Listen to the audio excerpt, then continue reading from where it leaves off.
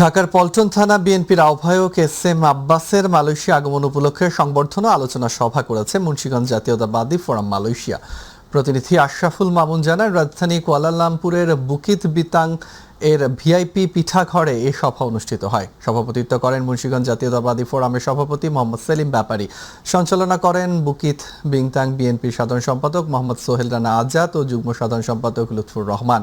প্রধান অতিথি ছিলেন মালয়েশিয়া বিএনপির সহসভাপতি তালহা মাহমুদ। বক্তব্য রাখেন সহসভাপতি ডক্টর এস.এম. রহমান তনু, মোয়াজ্জেম হোসেন নিপু, মির্জা সালাউদ্দিন, রুহুল আমিন মিলন, আনোয়ার হোসেন সেলিম, বি.এম. রাসেল রানা, হেলাল শিকদার, তালেব মোল্লা সহ আরও অনেকে। এ সময় পল্টন থানা বিএনপির আহ্বায়ক এস.এম. আব্বাস মালয়েশিয়ায় চিকিৎসাধীন ঢাকা ৮-এর সংসদ সদস্য মির্জা আব্বাসের সুস্থতায় সকলের কাছে দোয়া চান।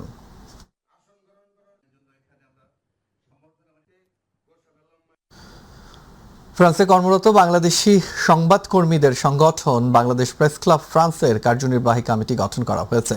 প্রতিনিধি বাদল পাল জানান, প্যারিসের একটি রেস্টুরেন্টে আত্মপ্রকাশ ও সাধারণ সভায় নতুন কমিটির নাম ঘোষণা করেন ইকবাল মোহাম্মদ জাফর। শাহ সুহেল আহমেদকে সভাপতি ও আশিক আহমেদ উল্লাসকে সাধারণ সম্পাদক করে ১১ সদস্য বিশিষ্ট কমিটির অন্য নেতৃবৃন্দ হলেন সহসভাপতি জানি আলম, যুগ্ম সাধারণ সম্পাদক আবু বাকার আল আমিন, কোষাধ্যক্ষ সাইফুল ইসলাম রনি, প্রচার সম্পাদক তানভীর তালুকদার, ক্রীড়া ও সাংস্কৃতিক সম্পাদক নিপু বড়ুয়া, দপ্তর সম্পাদক মোহাম্মদ কায়সার আহমেদ। এছাড়া কার্যনির্বাহী সদস্য হিসেবে দায়িত্ব পেয়েছেন বাদল পাল, ইকবাল মোহাম্মদ জাফর এবং শাহাদ উদ্দিন।